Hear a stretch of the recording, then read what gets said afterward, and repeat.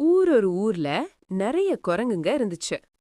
அப்போ அந்த ஊருக்கு வந்த ஒரு வியாபாரி அந்த ஊர் மக்களை பார்த்து சொன்னா, பொது ஜனங்களே, உங்க ஊர்ல இருக்கிற குரங்குங்களை புடிச்சு என்கிட்ட கொடுத்தா ஒரு குரங்குக்கு 100 ரூபாய் தரேன் அப்படின்னு சொன்னார். ஊர் மக்கள் சிலர் சிரிச்சாங்க. ஆனா ஒரு சிலர் குரங்குங்களை புடிச்சு கொடுத்து ஒரு குரங்குக்கு 100 ரூபாய் வாங்கிட்டாங்க. ஒரு சில குரங்குங்களை வாங்கிட்டு அந்த வியாபாரி அந்த ஊரை விட்டு போயிட்டார். பின்னர் சில நாள் கழிச்சு அதே கிராமத்துக்கு வந்தார். இந்த முறை கிராம மக்களை பார்த்து குரங்குங்களை புடிச்சு கொடுத்தா ஒரு குரங்குக்கு 500 ரூபாய் தரேன்னு அறிவிச்சார்.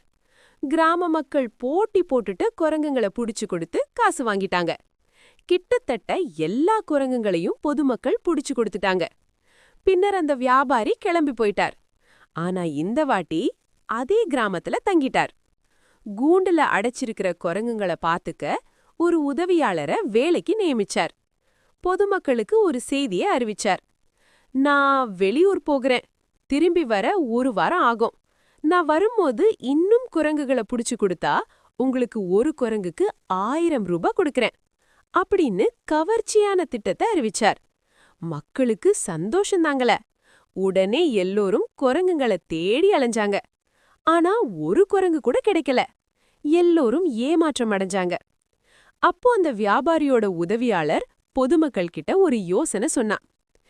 எங்க கிட்ட இருக்கிற குரங்க முதலாளிக்கு தெரியாம நான் ஒரு குரங்க உங்களுக்கு 700 ரூபாய்க்கு கொடுக்கறேன். அத நீங்க அவர்கிட்ட 1000 ரூபாய்க்கு வித்துடுங்க அப்படின்னு சொன்னா.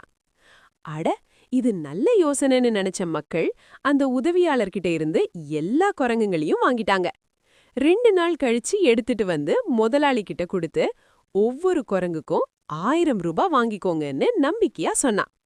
2 நாள் கழிச்சு மக்கள் எல்லோரும் வியாபாரி தங்கியிருந்த இடத்துக்கு குரங்கோட வந்தாங்க. ஆனா அங்க வியாபாரியும் இல்ல, அவனோட உதவியாளரும் இல்ல. மக்களை ஏமாத்திட்டு போயிட்டாங்க. ஊர்ல சுத்திட்டு இருந்த குரங்குங்களை அவங்களுக்கே வித்துட்டு போயிட்டாங்க. மக்களுக்கு அப்போதான் புரிஞ்சுது அவங்கள வியாபாரி ஏமாத்திட்டான்னு. இதிலிருந்து என்ன தெரியுதுன்னா, கவர்ச்சியான திட்டங்களை அறிவிக்கிற யாரையும் நம்பி ஏமாறாதீங்க. நமக்கு உதவாத ஒரு பொருளை ஒருத்தன் அதிக விலை கொடுத்து வாங்குனா அதை திரும்ப வேறு வழியில நம்ம கிட்டயே வந்து சேரும். அதனால நாம ரொம்ப உஷாரா இருக்கணும்.